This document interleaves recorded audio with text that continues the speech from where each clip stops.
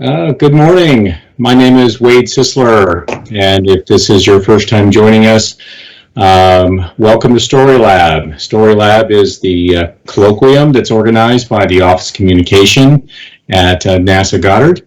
One of the silver linings of our virtual work environment is that we are now able to share StoryLab with our colleagues across NASA. So wherever you're joining us from, welcome.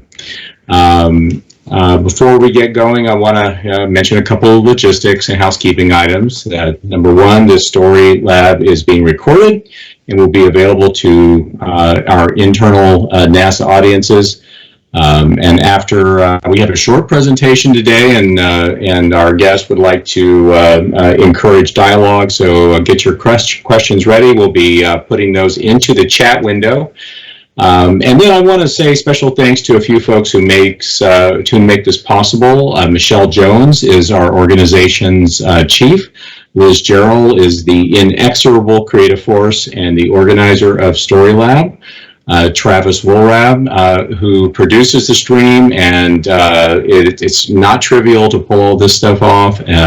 Special thanks to Daryl De La Rosa and Annette Harris, who publicize and share the event. So we are all fond in the Office of Communications of thinking ourselves as storytellers, of course our writers and producers and social media mavens, but also our scientists, our engineers, and our administrative colleagues. Everyone's a storyteller. We like to say that. And this colloquium is a chance for us to hear from a wide range of storytellers who inspire us. So let's get on with it. Today, I'm really incredibly excited to introduce you to a very special guest who's inspired me and many of the colleagues in our office for years, Andy Revkin. Most of you know Andy from his almost 30 years, more than 30 years of nuanced reporting at the New York Times, perhaps as the leading science reporter of the story of the century, of course, climate change. And Andy was there from the very beginning, and over the years covered the story from every conceivable angle. He has been recognized with some of the top awards in science journalism, and of course he's done all kinds of other things. He's the author of at least four books, The Birding Season, The North Pole Was Here, and in 2019 he became the founding director of the Initiative on Communication and Sustainability at Columbia University's Climate School. There he is building a program, tools, and collaborations aimed at bridging the gap between science and society to cut climate risk and spread social and ecological resilience. So please, and Andy, if you could hear everybody, it'd be a huge round of applause. Please join me in giving a warm virtual welcome to Andy Revkin. Without that, go ahead and take it away, Andy. All right, well, it's great to be with you this morning. Let's hope William Shatner has a smooth ride, kind of an amazing moment in space history. And yeah, it has been a long journey for me. I'm going to try to give you a brisk overview and really focus as much as we can on questions and answers. And most of the answers will be new questions. Science and journalism at its best is leading to new questions as much as it's answering things. We don't live in a world where even sustainability, I grew up with the general notion that somewhere out there's this magical transition to a safe relationship with climate and a world with thriving biodiversity and humans. And it feels like, a movie that ends with people sitting by the shore of a lake toasting a victory. And what I've learned is that that idea of balance, of comfort, is really false, that the kind of balance we're heading toward is sort of like hot yoga. It's like it's a sweaty position of stasis involving a lot of pressure, a lot of work, a lot of sustained effort. I've been at this for a very long time, as you heard. I didn't grow up wanting to be a science journalist. I didn't grow up wanting to be a climate journalist. Certainly, I got out of college in Rhode Island wanting to be a marine biologist. And back in the early 70s, I grew up as a kid worshiping Jacques Cousteau and going into the ocean. I got out in the world and circled back, literally, and realized that journalism was a way to look at the bigger picture of science. And it was in 1985 was the first time when I was in magazines back in the day that I stumbled into the climate system. Just so you can see, this was my first cover story on human relationship with the climate system, and it was about nuclear winter. It involved significant input from NASA. This was the TTAPS, Turco Toon, Ackerman, Pollock, Sagan idea with others that if we had a nuclear war, burned a lot of cities, not only, of course, would the war be horrific, but there would be a climatic after effect that could be devastating. And that picture says a lot about journalism. You know, it's a very stark view of the planet, a very NASA-style view. It's like the Earthrise picture, but in an ice cube. And I learned a lot right in that period, the early to mid-'80s. That story started out very stark. You know, we could freeze the Earth, threaten humanity's, threaten ecosystems through this deep freeze. And then quickly, Steve Schneider and Starley Thompson and others were running the models, or looking more carefully, and it became more like nuclear autumn. And when you think about nuclear winter, nuclear autumn, so where's your cover line? Where's your headline for nuclear autumn? Things could be pretty bad, but maybe not calamitous. And maybe actually the worst part of nuclear war is still the war. And by 1988, that's when I really got into the climate question. The models that we were using, that were being used to assess this, were already at that point being used to assess this, the CO2 impact on the atmosphere. So when Jim Hansen testified the June 23rd of 1988, that led to a lot of interest, of course, in this issue. The week after his testimony, I was in a meeting in Toronto it was called the First International Meeting on the Changing Atmosphere. So it wasn't even the climate crisis or anything like that yet. CO2 levels in the atmosphere were 350 parts per million. And it says a lot when you look at these two covers together, how the media tend to over-distill things. And when I got to the New York Times in the mid-1990s, in newspapers, you have this continual surge of the need for the new. And when you think about climate change and the forcings that are on the planet, the progressive, incremental, fairly subtle nature of things on a year-to-year basis, and you put that against the standards a newsroom uses to judge what goes on the front page, or even worse, a nightly news broadcast, you understand why these issues don't get covered very well. Those old stories, though, do say a lot. The contexts of them were not fully apparent to me at the time. The back cover of my global warming article was a cigarette ad. So this is a 1988 prize-winning science magazine selling you global warming concern on the front and tobacco on the back. And we weren't like walking out of the newsroom at the time. We weren't sort of we weren't staging protests. We were sort of it was so unremarkable to think that there might be, that the advertising supporting the magazine would include liquor and cigarettes and fast cars and stuff. And those issues are still there. I recently did a piece about my longtime employer, the New York Times. They have a small subsidiary called T-Brand Studio that makes ads for fossil fuel companies still. So the Times not only is running advertising, but helping to make it. And I was saying that's probably a bad idea. So this landscape is a complicated one. The landscape of news and how it relates to science.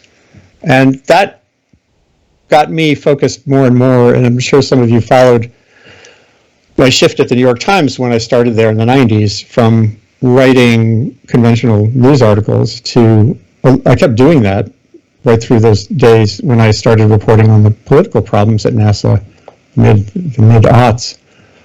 That was also the point. 2007 was when I launched .Earth, my blog, the name of which derives from Carl Sagan's great Blue Dot speech, of course. And the blog was a real shift for me, and it became more of an interrogatory exploration of questions, and very much more of a conversation with readers, as opposed to me going out in the world with my pad and taking notes and telling you your story. meaning telling the public the story of the situations we face in society. And that felt like a better fit for subjects like global warming, because climate change is every story all wrapped into one. It's not physics, it's not psychology, it's not technology, it's not politics, it's all of those things interlaced. And a blog felt like a way to interrogate the various facets of that journey, that story, and to bring in the audience. And when I started to do that, that led me much more powerfully to the behavioral sciences. You know, I think one of my big mistakes as a science journalist was in the first 18 years of my coverage of global warming, from 1988 to 2006, the first time I interviewed a social scientist, someone studying the political climate or the climate inside our heads, the social climate, was 2006. It was Helen Ingram from UC Irvine down in California. And she and others began to really challenge even what journalism is about. I, like many scientists, I have this deficit, what psychologists call the deficit model. If I just give you the insights that are in my head and in my laboratory, then you, society, will magically decarbonize. And it just doesn't work that way. And so it opened my reporting lens. It created a whole new opportunity for different kinds of stories about climate. And that wouldn't really have happened, at least not as quickly, without the blogging, without the interactivity. And I began to write about social media. I dove onto Twitter right away in 2007. And I began to understand that the communication climate was in such a state of flux that if I didn't do more to understand that as well, I could write prize-winning cover stories for magazines for the rest of my life, and books like this, my 1992 global warming book, and it won't change things. And so that brought me more and more into academic settings, and at Pace University, where I started teaching in 2010, while I kept doing .earth, I gave myself the title of Senior Fellow for Environmental Understanding, with the word understanding meaning if I just put out stuff and I'm not reflecting on what the reactions are and how that changes the landscape of opportunity or change in communities, either resilience or for innovation or the other activities that we need in a world of rapid change, then again, I felt like it would be a total fail. So I taught there, I taught blogging, and I kept writing. And I was right around then, I don't know the first time I wrote about Asteroid Watch, but I thought that the @Asteroid Watch Twitter feed from the NASA planetary, the NEO team, was fantastic. And that was back when it had 100,000 followers. It felt like, wow, that's huge. I think it's 1.2 million followers now. And that's just for that one threat, you know. And we need to think about these issues we face. And NASA and others are doing really great work. I think you've been a cutting edge agency for a long time on this, largely because unless I'm misreading it, I think NASA is the only federal agency that was chartered, whose charter included communicate your findings to the public. So it's actually embedded in the fundamental structures at NASA, which is not like, Department of Energy doesn't have that in their mission, and nor do the rest. So in many ways, I'm talking to folks who already understand deeply some of these things I've laid out here so far. At Columbia, I came here 2 years ago to build an initiative on communication and sustainability. The idea being to make it like a lab, a hub for experimentation and for assessing what's going on communication frontiers in service of sustainability and climate, building a safer relationship with climate. That has two lenses, two priority areas. One is internal, helping Columbia and its many affiliates talk to each other better across disciplines, across the humanities and sciences, from the School of Social Work now is talking to the Earth Institute in ways that didn't happen 3 or 4 years ago, and I think I've helped to play a role in that. Federal agencies on climate still are not even not well integrated in how they think and talk about climate change and pursue change. I've written about this. Even getting a simple budget for all of U.S. operations on climate is still a challenge as a reporter sometimes. So that idea of cross-disciplinary communication to me is almost as important as communication between and among areas of expertise and the public and policymakers. Because the problems that global warming presents, if you're not integrating the social sciences and the physical, natural sciences, we'll all just keep hitting these walls. I started a line of webcasts during the COVID pandemic that continues now. I've done about 230 of them, maybe 250 now. And they're very much like what I did on .earth. They're interrogatory, and they are designed to bring together disciplines and practices and communities to dig in on options and questions. I just posted a link to that platform.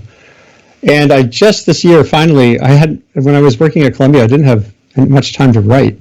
I've done a few books, but they're really short text. They're mostly visual books. I did one with George Steinmetz, the wonderful photographer of the Earth system. And but this new thing I'm doing. Oh, I should put this link because it's essentially similar to what I did at .earth. It's building on that model, and it's not just about climate change. I'm going to throw another one in the chat box so you can see it. This was taking me back to my asteroid reporting when an object hit Jupiter a few weeks back.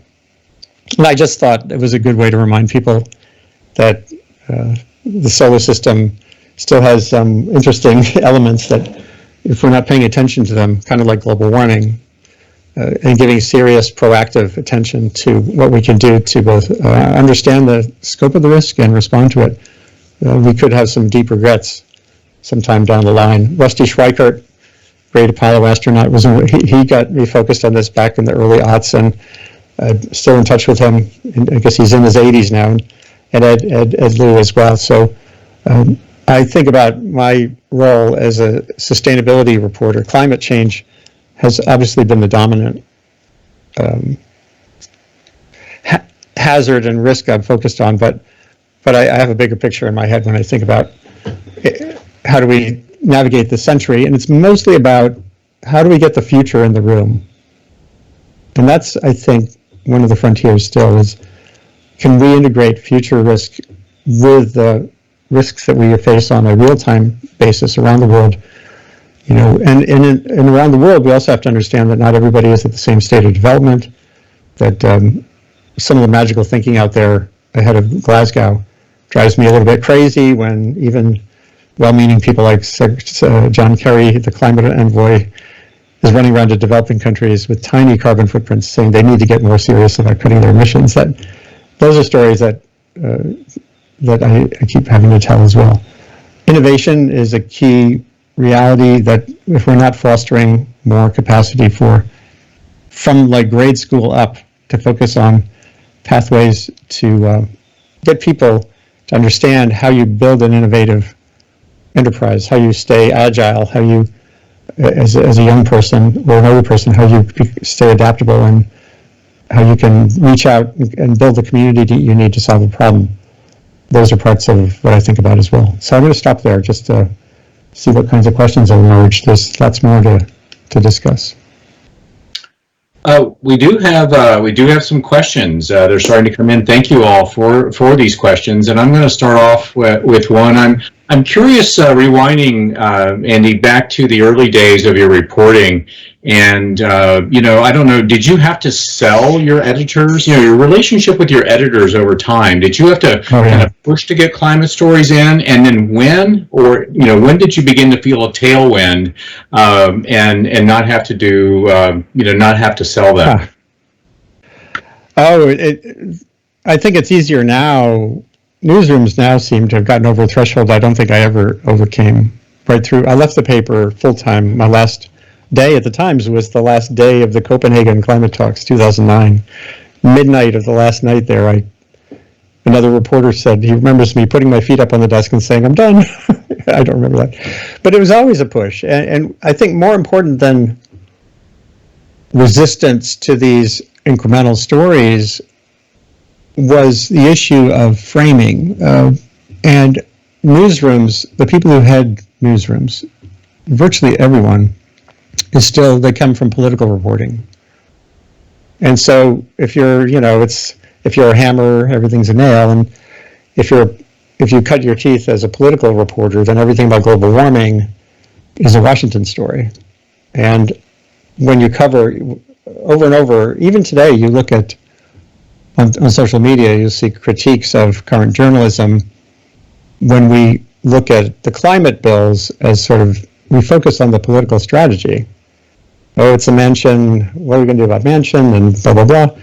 That's all important, but the real question is, what actually would affect trajectories of CO2 on timescales and on gigaton scales that matter, as opposed to 90% of the stories being about, will this bill pass or not?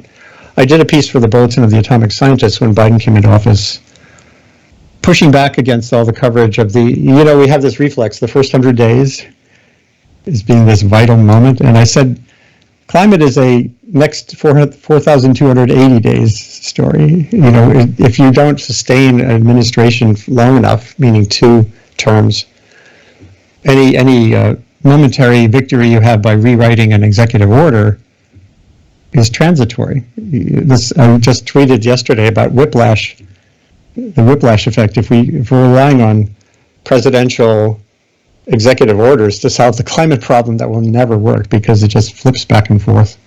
And so the biggest problem in newsrooms, I think, is framing, and also finding a way to normalize, not just putting more front page stories about the fires in California, but thinking really clearly and pushing hard on what is the role of journalism today in shaping a better society. And that, it's a different question. And that's not a question of objectivity or not. It's sort of a question of what are we here for? Are we here for clicks? Are we here for someone to look at another picture of great photography of the fire? Or are we here to actually say, there was a study recently that showed that California is planning to build 650,000 homes in areas that are already today prone to wildfire, with or without global warming. And I sometimes am worried that we get so locked in now on, everything is a climate change story. You're missing most of what we see around the world right now is a vulnerability story. And that can be addressed even as we work on CO2.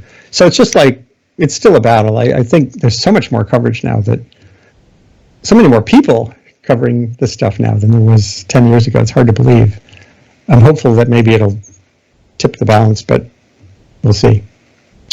I want to get to the next question. Following up on your comment on the whiplash effect, Ursula writes, back in 2008, you wrote about the whiplash effect in science journalism.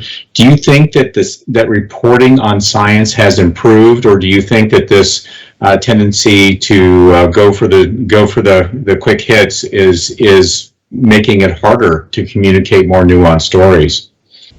Ursula, I'm really glad you remember that piece. I was very happy about it. And this came up even worse with COVID, unfortunately. The pandemic coverage. And I realize it's actually not just the journalism, it's also the science. You get this leap-on effect. What happened with the pandemic was a lot of rapid turnaround studies put online before they were fully peer-reviewed. And you put that against that landscape of what news editors are looking for, especially in the age of online journalism, where it's all about the moment and about the tweet. You get this amplifier effect that leads to an even worse whiplash effect, because it's like, think about how many different, that UK model of the pandemic which showed it was going to be a hugely worse impact than it actually turned out to be. And you end up with this, the community of readership is just buffeted, and that just disengages people right when they need to engage. It's still a really hard challenge. I started posting on Twitter. I put these little warning labels up sometimes. Caution,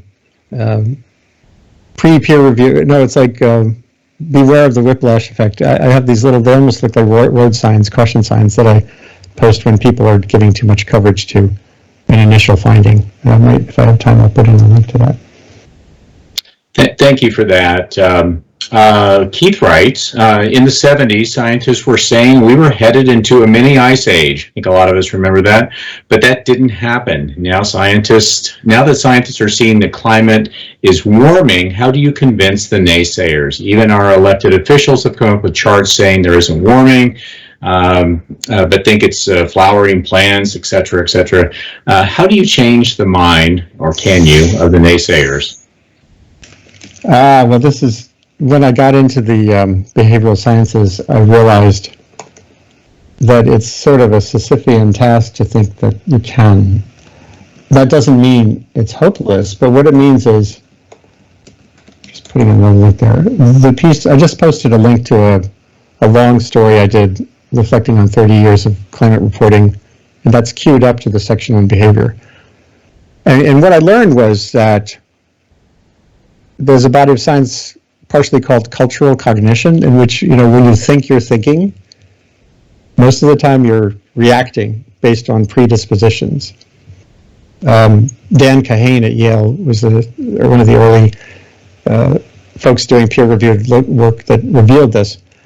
But by the way, the worst statistic of all is that the people who are most scientifically literate in surveys of climate attitudes are at both ends of the spectrum of belief.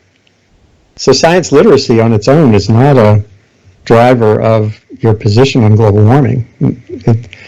Because if you're really smart and resistant and you grew up in a libertarian household, and that makes you more capable of building an argument, a counter argument, as the person just said about, well, you were saying this 20 years ago. What the same science reveals, though, is that if you have an open, interrogatory, and listening approach to a community, and you can find action points all the time.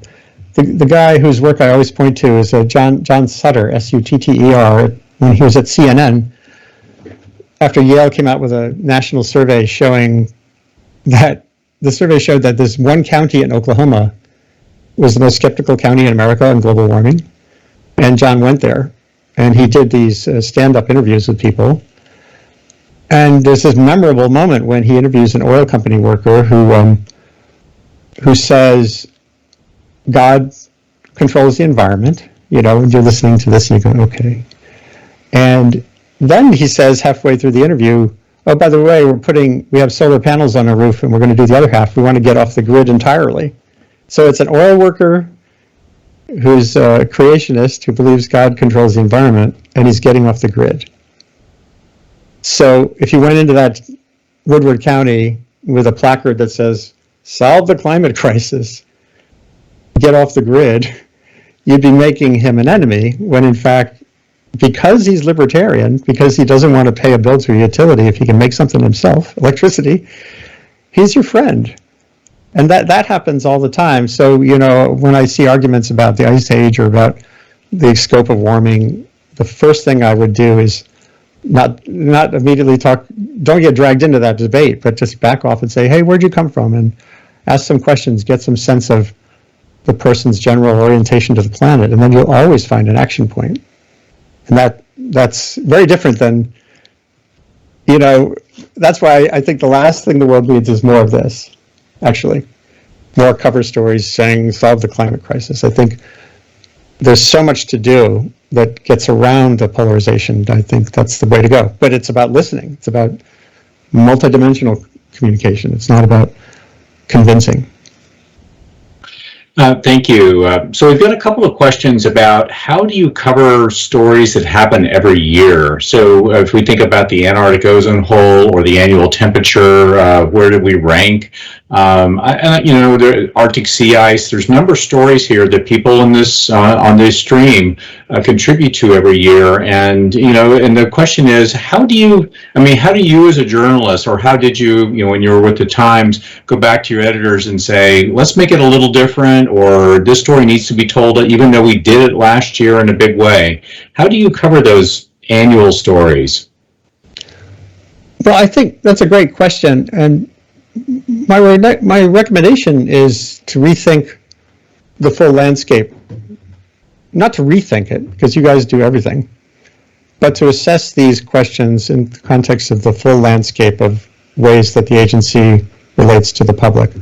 And the agencies, plural. Like, what do you have in the way of barometers or dashboards that could become educational tools that get integrated into a syllabus in a high school or junior high?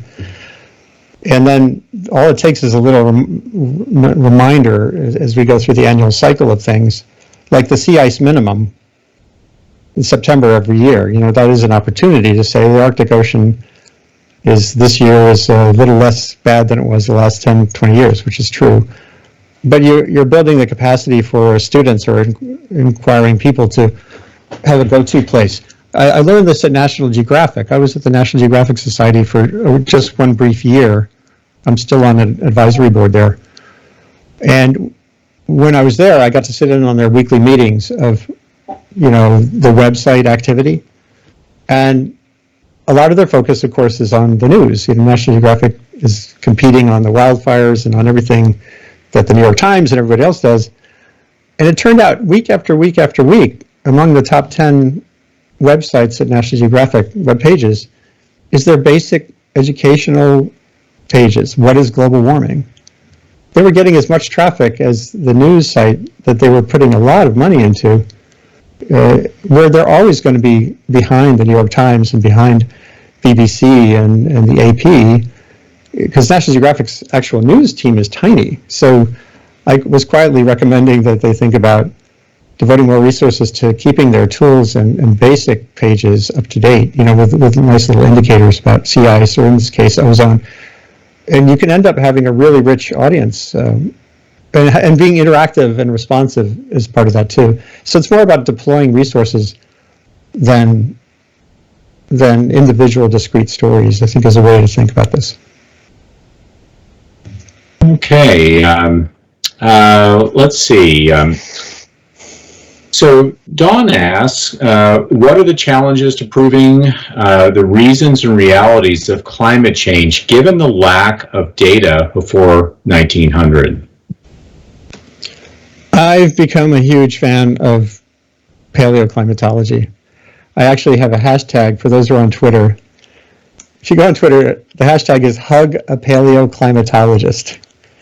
And if you put in @Revkin and that, you'll see a bunch of stuff I've done. Every time I see a story or a science paper that takes us back in time or enriches our understanding of hurricane patterns before the instrumental record, or mega droughts in Africa. One of the stories that really turned me around on this was a 2009 piece looking at a lake in Ghana that had a very, very detailed record of precipitation in its lake bed, a volcanic lake. And it showed that part of Africa has had these 100-year length mega droughts, not even in a pattern that's understandable, but through thousands of years. And that leads you to the question, well, if a drought emerges now, my sense is everyone would jump on it as climate change, when in fact it could just as easily be the emergence of this pattern that requires understanding of the way the Indian Ocean and the Atlantic fluctuate and many other factors. So that's like, and this is another constant pressure. We get these narratives in our head in newsrooms. Another hashtag is narrative capture. Avoid narrative capture. Not everything that looks like climate change is climate change. Often it's climate vulnerability. New Orleans was bound to flood when Katrina hit. That was such a predictable outcome with inadequately maintained levees and the like. And climate change is playing a role in shaping some of those things.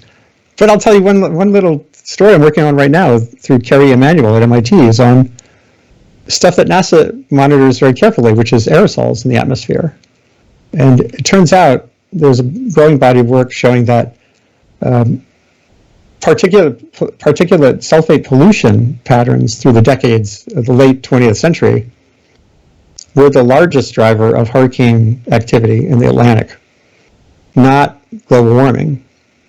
Global warming is changing the energy level of hurricanes and the like now, but still very much in the weeds. This pattern, cleaning up sulfate pollution, and it's a complicated story. It involves Europe pollution and the Sahara dust, is a very discrete and measurable driver of whether hurricanes emerge or don't from those weather systems that build off the West African coast. So sulfate, it's in there with paleo, is like making sure you keep your full suite of forcings.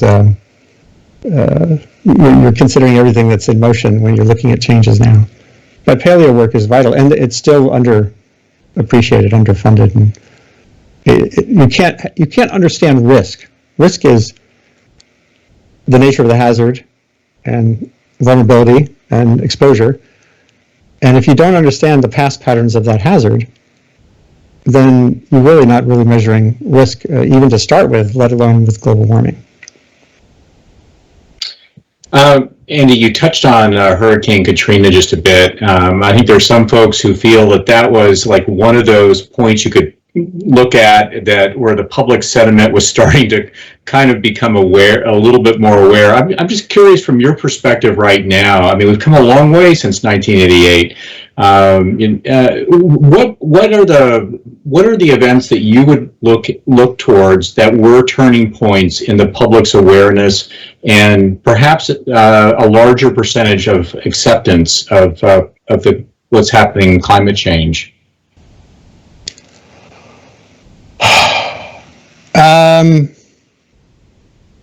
I think what you're seeing now is with the rise in coverage, you look at the Yale climate communication folks do this semi-annual tracking and surveys of the 6 Americas, dismissive, doubtful, fuzzy, concerned, worried. And there finally is a real shift toward the acceptance of the basic idea that humans are changing the climate. I don't think it's a function of particular events. I think these last few years have been, with California's fires particularly in the headlines and hurricane impacts being so enormous that it's changing. How that relates to support for relevant legislation, etc., doing the work is really different. And I'm not sure we're there yet. Our political system and political climate are so broken that for one of these background issues like climate, and not just climate, again, we're still stuck with how do we figure out how to make progress in the system we know. And at the global scale, everyone's looking at Glasgow. I have gone pretty cynical about, it's sort of like sea ice, there's a lot of fluctuations year to year, and everyone looks at the treaty conferences as a moment. One thing I've learned in covering this for so long is that what happens in these under the treaty is more a function of, it's memorializing what's possible more than it's driving what's possible. I'm actually talking to a lot of economists these days and others about, can you find a measurable shift in CO2 emissions related to the fact that we started on a treaty in 1992? And as you all probably know, we actually the majority of emissions of CO2 have come since that treaty. Even historically, most of the pulse of CO2 going into the atmosphere has happened in our last 30 years than most of the preceding decades. So it's hard to say that we've reached a threshold yet. I see ways to bend both curves, the curve of vulnerability reduction and the curve of emissions reduction.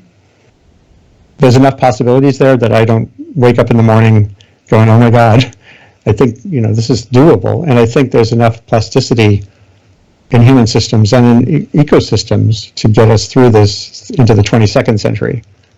I can't prove it, but it's in the realm of the possible, for sure. Thank you for that. All right, next question, a little something different. Kim asked, which next-gen climate reporters and bloggers do you follow? Or maybe I would ask, who are the emerging science communicators who are coming new to the beat who have a fresh take on this that you think we should be paying attention to? There are many. For the energy side, I think David Roberts, who used to be a fairly straightforward liberal kind of grist blogger, he dug deep. The piece I just wrote on my dispatch, I'm doing these roundups now, credited him for becoming something that he used to criticize. He used to call people like me, he used the shorthand VSP, very serious person. And you don't want to be labeled a very serious person in climate activism because that means you're wonky, you're thinking at a high scale and high level, and you're missing the importance of activism, etc. And now he's become a VSP. He is the guy on energy. He's really good at digging in on geothermal, solar policy. So on that front, I'd say he's there. There are great newsletters from Quartz and from The Atlantic, Robinson Meyer at The Atlantic, who was focused on COVID for a while too, but he's doing great work. Christine, it's almost like an embarrassment of riches, and that's good. If you go to my Twitter account at Revkin and you look at my lists, there's a list that's SustCom, like sustainability communication. And a lot of my favorites are there.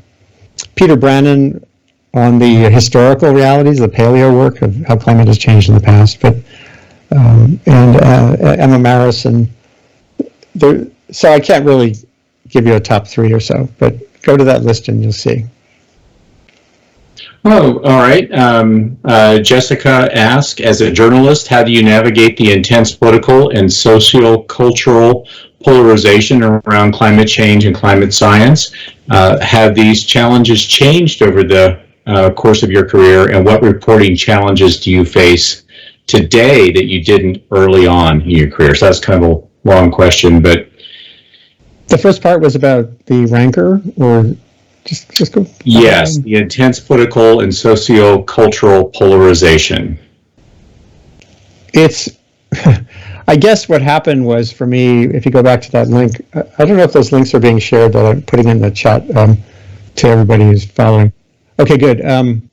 The scariest science one, was basically I was coming of age in understanding the normal nature of cultural division, that it's not quite a law of physics, but that the human enterprise wouldn't be where it is right now if we all had the same cultural view. If we were all group huggers, or if we were all edge pushers, we probably would have gone extinct by now. So in any community, you'll always have cultural diversity, and that means there was this really important ecosystem paper a long time ago. Hold on. There's a shortcut to it I posted on response diversity. And this shows response diversity in ecosystems. This work showed that for a particular ecosystem, the ones that are more resilient are the ones that where species within the ecosystem doing the same function have a diversity of reactions to an environmental stress. So that, and I kept thinking when I learned about that, how that relates to social systems. If we all had the same reaction, we would have a very brittle system that could make a lot of mistakes. So diversity is part of the human experience. It's part of what got us here. And getting comfortable with it is the challenge, especially, of course, social media and even the platform, Facebook, which supports the bulletin platform I write on now. They have a lot of work to do because it's pretty clear their algorithms have been locking in on differences as a way to engage us with the flow in our feeds more than to think about what engages us with solving society's problems. Tons of work to do, but it's just the reality. Next question, and I'm so glad you touched on this, Andy, at the beginning of your talk. I mean, we have a lot of communicators and scientists in this audience who do believe that our mission is to share our results with the widest possible audience, and a lot of that is partnering with our media colleagues. What can we do here at NASA within the gates to be better partners? How can we make your job easier? What can we, how can we accomplish our mission to share our results in today's journalism world? I guess whether it's NASA or a university with a lot of firepower, or like Columbia, or whatever, if you have an institution with expertise and relevance, and a key thing is presence. It's just not just putting out a tweet, but being engaged on Twitter and on these other media. And you are not. This is again NASA. I think a lot of people are ahead of the curve. You had some early adopters who are really good at this. So a lot of this requires. I guess I'd say NASA's already, you're in relatively good shape. The other thing is agencies like the EPA have a harder time because they're also regulatory. And when you're a regulatory agency, it's just much more defensive, and so they have a much more brittle relationship with the press than NASA. I just think openness. A lot of the things that came out of the Hansen muzzling that I wrote about, the story I broke, the NASA administrator at the time, said openness was going to be the key going forward, and I think a significant number of those lessons emerged. I don't think there was any. Political presidencies come and go. I'm sure it was challenging under the Trump administration for many, but you're in a good position to work from. And I can't think of a lot more to do except to engage, to be open and tracking the flow and just being responsive, doing what I don't do enough of, like figuring out Reddit. I think Reddit, my 23-year-old son lives on Reddit whenever he's got a break at work, but you're there too, so I can't really.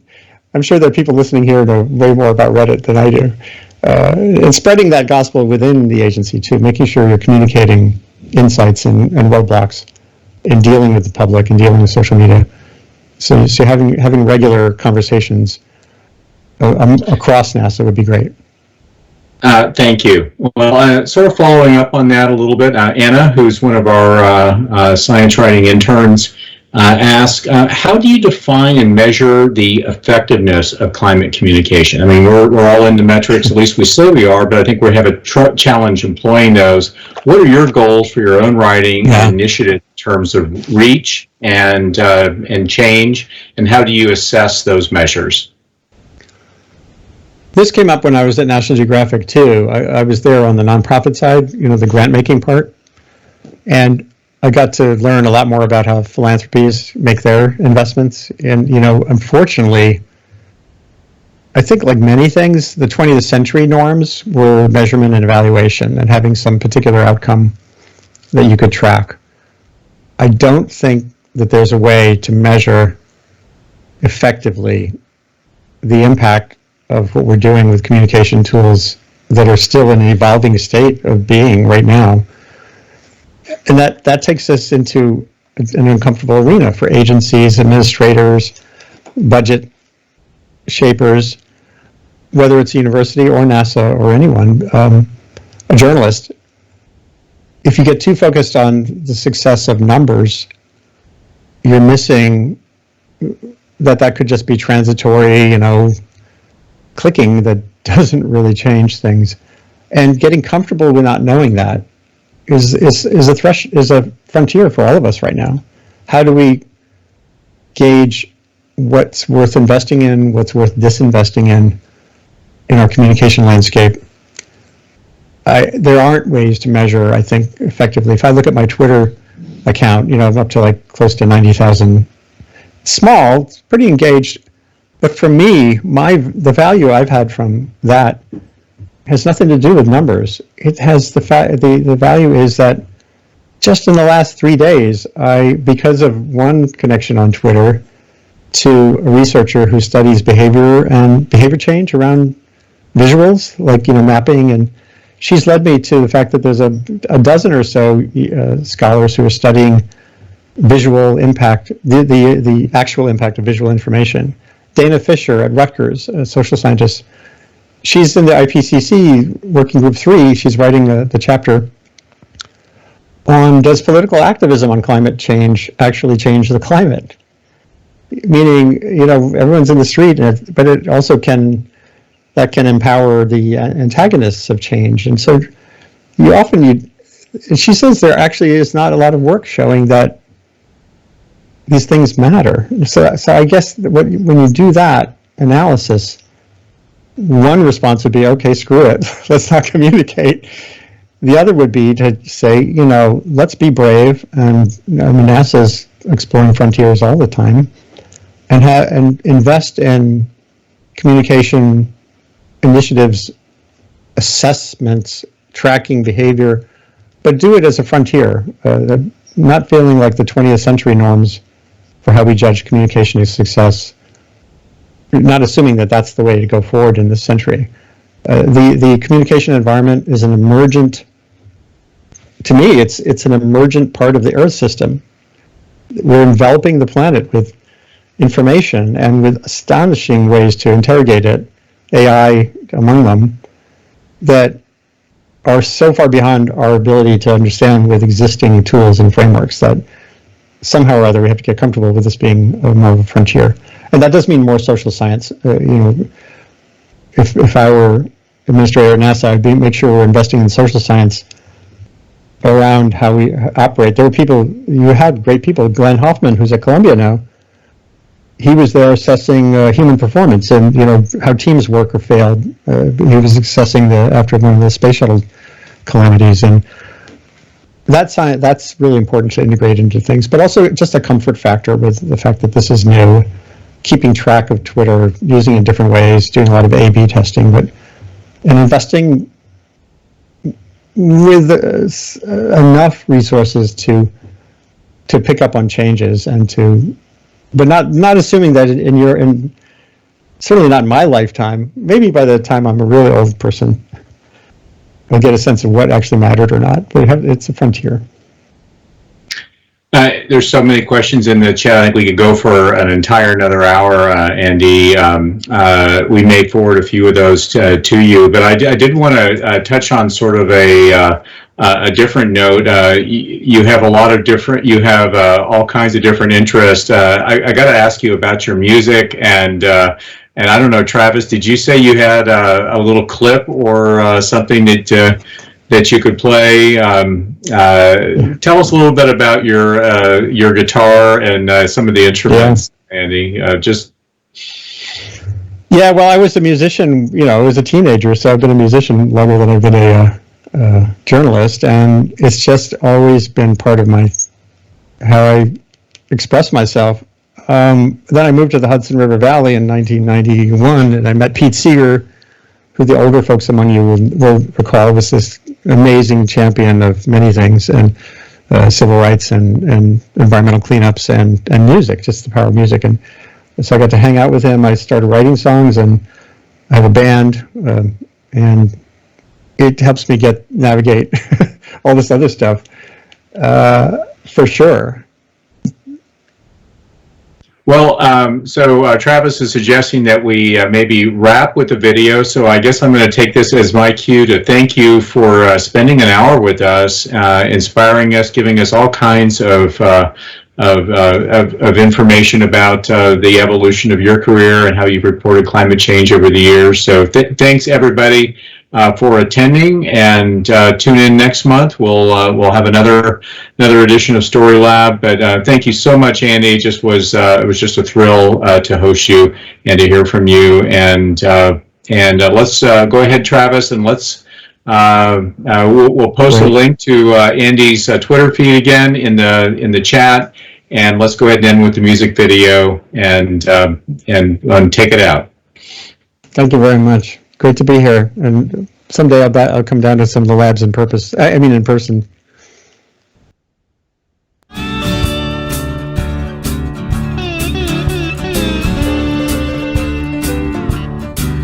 It took 1,000 generations for our species to rise, but gathering and hunting was no way to get by. We yearned to burn more than dung and sticks. Then someone came along and said, hey, try lighting this. He opened up the ground and showed us coal and oil. Said, come liberate some carbon, it'll make your blood boil. Liberated carbon, it'll spin your wheels. Liberated carbon, it'll nuke your meals. Liberated carbon, it'll turn your night to day. Hey, hey, come on and liberate some carbon, babe, it's the American way.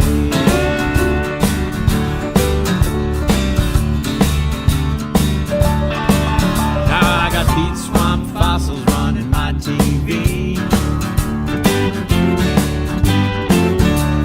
BP's black label burns in my SUV.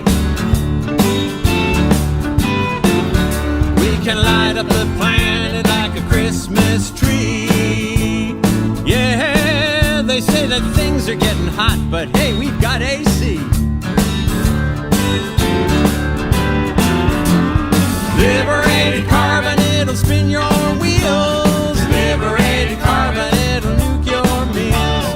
Liberated carbon, it'll turn your night to day. Hey, hey, come on and liberate some carbon, babe, it's the American way. Pump those electrons and that gasoline. No sweat or